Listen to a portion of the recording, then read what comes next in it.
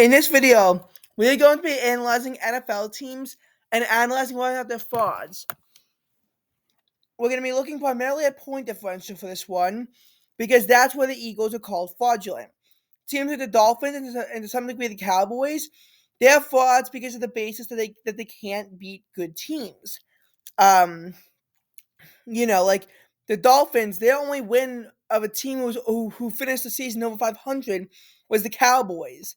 Cowboys themselves, yes, they beat the Eagles. Their victory over the Lions is a very huge asterisk next to it. And they beat the Seahawks, who very easily could have finished 8-9. So you have that going for the Cowboys. But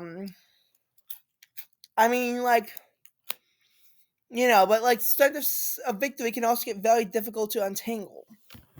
So this video, we're going to be looking to see if the Eagles are frauds because of the very poor point differential. And before I bring this up to you, I know that there's always this case of the Eagles frauds last year. You can't call them frauds a point differential, though. Look at it. They had a point differential last year of positive 133, my math tells me. Plus 133. And when we look at the 2022 NFL season, and we look at it, yes, teams often make the argument the Eagles had a weak schedule last year. But their strength of victory was still .460. They, honestly, when you look at it, if you want to call a team frauds, call for a poor schedule. Say it's like the Giants or the Seahawks of last year. Because, damn. The Eagles last year actually did not have that easy of a schedule. Wasn't like 2021. The Eagles destroyed the Vikings, who actually were frauds for the same reason why people say the Eagles are frauds this year. Very poor point differential despite success. They they blew out the Cowboys at home. Actually, they didn't blow out the Cowboys at home. I cannot do math. They blew out the Pittsburgh Steelers, though. They nearly made the playoffs. They beat the Cowboys. They beat the they beat the Titans. And this is before the Titans fell off a cliff. They swept the Giants. They honestly, the 2022 Eagles were not frauds. Unfortunately, the 2023 Eagles could be called frauds. But this video is going to analyze that and determine, based off of point differential, what should have happened. And obviously, there's, again, numerous factors, that go into this. So we're not just going to be looking at every old team, but we are going to be writing down what the teams are and their point differentials, so you won't be able to see what I write. I'm going to talk you through it, and we're going to see whether or not we can fairly say the 2023 Eagles were frauds because they also got exposed in a big way. But with that in mind, can you still say that the Eagles finishing 11-6 was fraudulent with only a positive 5-point differential? So for the Cowboys had a point differential in the NFC, and we'll go to the AFC later. Their point differential was positive 194. The Eagles' point differential was positive 5. That's a bit pathetic. Giants and Commanders were well into the negatives, so we will not even be analyzing them. 49ers, their point differential is plus 193.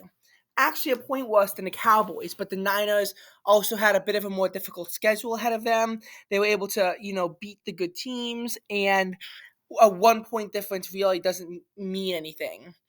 The Rams, the 6-seeded team, their point differential was positive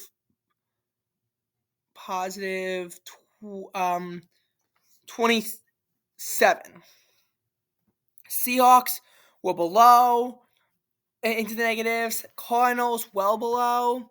The Lions, their point differential is actually not quite as good as one might think. The Lions had a point differential. It was good. It was positive 66. Packers had a positive 33 point differential. They were the 7th seed. Vikings and Bears were into the negative territory. Again, the Vikings had a -3 this year. Last year, this year, -18. But look at how much different their record was from last year's 13-4. They got six. They were 6 wins worse, and that's why you could say that the Vikings this year were exposed as frauds. You have the Buccaneers, who had a positive 23-point differential, but here's the issue: you have the Saints, who didn't win the division, and this is another case where you can call the Bucs frauds. Although they did have a tougher schedule. The Saints' point differential on the season was positive 75. Falcons and Bears are well into the negatives. So, are the Eagles frauds? Well, let's look at this purely from a perspective of whether or not you win is based on your point differential. Well, in that case, the Cowboys actually have a first-round bye with a plus 194 point differential, and they win the NFC East. The Niners win the NFC West. They're the 2 seed with positive 193 point differential. The Lions do win the North with positive 66. Saints are positive 75. But in this scenario, we actually see that the Saints get the 3 seed. Lions are put into the 4 seed. We can see that. The 5 seed is going to be the it's going to be the Packers at positive 33. The 6 seed is going to be the Rams at positive 27. Buccaneers are the 7 seed at a positive 23 point differential. So, as a result, we can actually see how they are, in fact, only the 8th best team by point differential. It's not a bad place, but also 8th will not get you into the playoffs. So that is that unfortunate truth. Now, as far as the AFC goes, because this could be a conference thing. I mean, Packers would not have qualified for the playoffs in the AFC. They just wouldn't have. AFC was tougher this year. So let's look at the American Football Conference, where you can actually see another class. Oh, wait. Oh, I thought those were okay. Yeah, Bills had a positive 140 differential. The Dolphins, they were positive 105. Jets, Patriots, again, well into negative. Chiefs had a plus 77 differential. Raiders were positive 1. I'm putting the Raiders as positive 1 because they were positive. And you can see how they kind of got robbed, and you can see the Broncos' point differential is much worse. I mean, the Broncos, it is inflated because they did lose to the Dolphins by 50 points. So that is inflated, but I mean, still. Ravens, the best team in the AFC, they had a positive 197 differential. Cleveland, the Cleveland Browns were positive 30.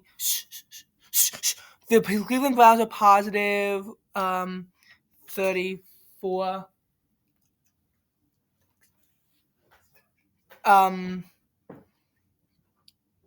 The Cleveland Browns are positive 34. Just lost my train of thought for a second. And again, like, people say the Eagles are frauds. Look at the Steelers, and I get that the Steelers were valued as a 7th seed, but they had a negative 20 point differential. Their point differential was worse than Cincinnati, who also are arguably frauds. You do just gotta think for a second. You have the Texans at positive 26, Jags at positive 6, Colts were into the negatives, Titans were well into the negatives. And looking at it, for this, the first round bye and the 1 seed goes to the Ravens, 2 seed is the Bills. If we're using this by divisional standards, then Chiefs do still get the 3 seed, Texans are the 4 seed. The issue then comes with, the other seeds. Like, Dolphins now get a jump to the 5 seed with a positive 105 point differential. Browns at positive 34 are the 6 seed. And the Jacksonville Jaguars will get the 7 seed at positive 6. They genuinely will. And that's, again, one higher than the Eagles. But only one higher than the Eagles. And you could very well see how, if everything comes down to point differential, how the Eagles could be more aggressive. Like, this is a case where the point differential of the NFC was actually superior to the point differential of the AFC. In point differential category, the NFC is better. So, for this reason, can you call the Eagles frauds? Hate to say it, but you can. Because the Eagles would be at 8, which, again, you can't make the playoffs at 8. So, again, you have that shaky point differential. But now we're going to get into the teams category. Now we are going to, analyze this by teams. Because, again, I want to look at good teams that each team took on and beat. So, for the Philadelphia Eagles, they beat the Buccaneers in the regular season. Obviously, they couldn't beat the Bucs in the playoffs, but they beat the Buccaneers in the regular season, and it was one of their best victories. That and the Dolphins. Again, 2 playoff teams. They beat the Cowboys, so that was a close victory. Came down to nanometers. Beat the Chiefs, beat the Bills, but Bills comes to OT. So does Commanders somehow. And then from there on out, they honestly lost to some really bad teams, like the Cardinals, the Jets, the Giants, and Seahawks. Depends on how you want to slice it. And like when the Eagles beat the Rams too, the Rams were not good when the Eagles beat them. They only became good later. Have them playing in the playoffs, and yeah, Eagles are getting smoked by the Rams. Absolutely.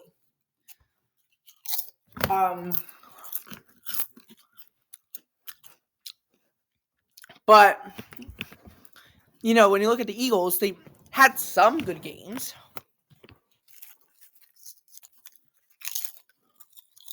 And some good wins. Then look at the Cowboys. And the Cowboys also lost to the Cardinals. LOL. They didn't lose any of the bad teams, though. But good teams. Alrighty. Seahawks, again, depends on how you want to slice it. I mean, they beat the Eagles. Lions, again, asterisk central because of all the shenanigans that happened with the referees in that game. And, I mean, like, the Rams also inevitably finished above 500. But they were not good when the Cowboys played them. So, depends on how you want to slice it. Again, depends on how you want to slice it.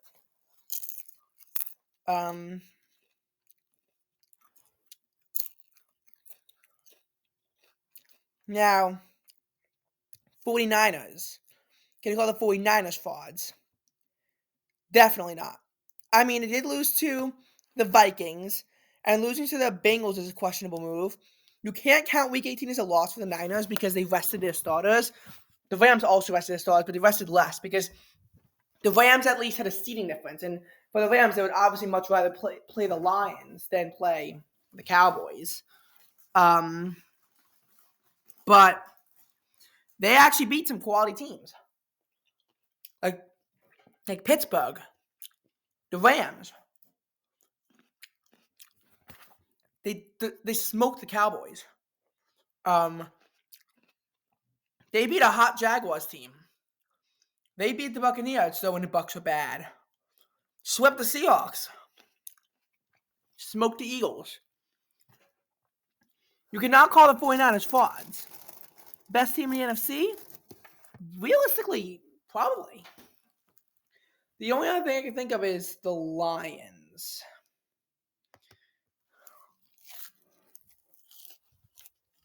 The Lions. I mean, yes, he lost to the Seahawks. Lost to the Ravens, but the Ravens are a really good team. Well, I've seen into how the Ravens are the least fraudulent team in the NFL. I mean, they lost to the Packers when the Packers are still a questionable team. They also lost to the Bears somehow. Swept the Vikings though. Again, this loss is going to have asterisks. And they beat some good teams. They beat the Broncos, and the Broncos were looking like a scary team in the NFL. They beat the Bucks. They beat the Chiefs. And that's the thing. They beat the Kansas City Chiefs. So, again, a lot of stuff going on. Speaking of which, just for fun, the Buccaneers, were they frauds? Well, they were in a fraudulent division, as it sucks. I mean, they lost to. I mean, I won't say any of these teams they lost to are bad per se, except the Falcons. Falcons are pretty bad this year. I know the Saints didn't make the playoffs, but they're still a pretty good team. But did they really, beat any good teams? The Packers, they beat. The Jaguars, but no one really else. But this is why the Ravens, I think, are the least fraudulent team in the NFL. Because look at the Ravens. Look at them. How many teams did they play that had a losing record this year? The Titans, the Seahawks. That's really it. Their entire division finished the year above 500. 3 AFC South teams finished the season above 500. 3 NFC West teams finished the season above 500. Honestly, looking at the divisions, the best division in the NFL this year, hands down, is the AFC North. Second best division, it's probably the East, but the South was not the worst division in the AFC this year. That honor goes to the Kansas City Chiefs. And you look at it, and in the NFC, the best division this year, probably the NFC West. I mean, the North does have to come in second. East is third. South is fourth. But just look at this. They had to beat the Texans, swept the Bengals, split with the Browns. They did get swept by the Pittsburgh Steelers, and their other loss was to the Colts. They smoked the Lions. They smoked the Seahawks when the Seahawks were one of the best teams in the NFL. Somehow they had a close game against the Cardinals in between. The Chargers were the other team that finished below 500. They beat a red-hot Rams team. I get the Jaguars were collapsing. They beat the 49ers. They smoked the Dolphins. And this is what I'm saying. The Dolphins are the epitome of frauds that got exposed for it. Because, look, yes, they only lost to one team below 500 in the Tennessee Titans. But the Cowboys are the only team above 500 that they beat. And, yes, they played the Raiders when they were, at 500. They wound up finishing below 500. But that was also a really close game. And the winner of the Cowboys is also, again, a really close game. They also somehow had a close game against the LA Chargers, who actually were sort of known for that this year. So that's that. Again, based on point differential, you have to say I have to say the Eagles are frauds. I have to. Because if it was based on point differential solely, they wouldn't be in the playoffs. But for the schedule thing, the Eagles genuinely beat good teams. Genuinely, they beat some good teams. You also, of course, have to. It all comes down to a lot of like a lot of in-game shenanigans. Obviously, Dolphins Eagles is gonna be plagued by the refs. And Bills fans love to allege it too. Of course, the Bills game came down to a 59-yard field goal. Patriots, that came down to a challenge that was successful. Because otherwise, if the Patriots were allowed to get to the Philadelphia 8-yard line, they would have scored a touchdown, and the Eagles would have lost this game. Vikings, a lot of it came down to a touchback. Um, a lot of it came down to a touchback, which just he has a fumble because it's what it is, a fumble into the end zone. Um, and again, a challenge because otherwise they were going to say it was that the ball was lost at the half-yard line, easy Vikings touchdown, and it's allowed time for the Eagles to march down the field. They had 34 seconds. They saw us. They marched on the field and they kicked a 61-yard field goal. Vikings thought they were going into the half up 13-10. They were actually down 13-7.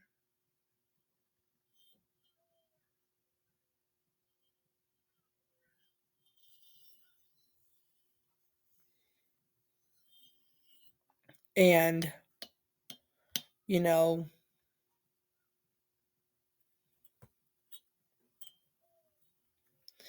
and as far as the referees for the Eagles this season, I know people love to allege that the Eagles got referee help. I severely question that because let's look at Eagles get ref help and see. And and we'll see this.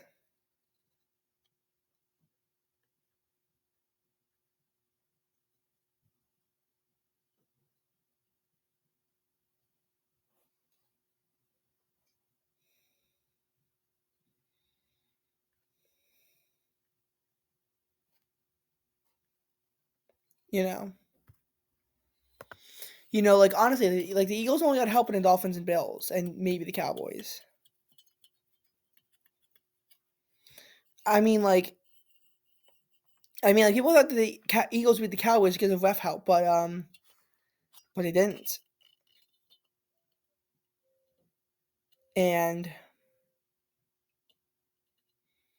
you know, like, then you honestly look at the Eagles Niners game and how they missed the call that turned them on in the game against the Eagles. Eagles Seahawks. Like if you look at refs screw Eagles, we'll see some results.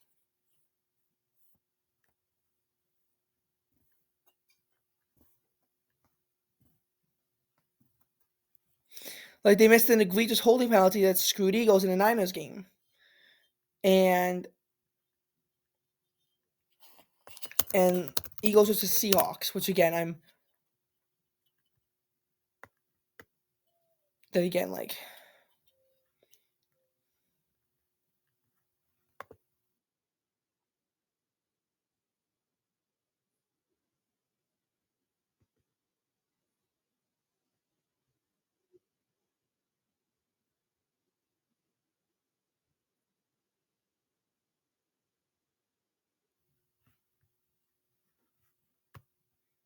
I think we watched this. Yeah, like like the Eagles.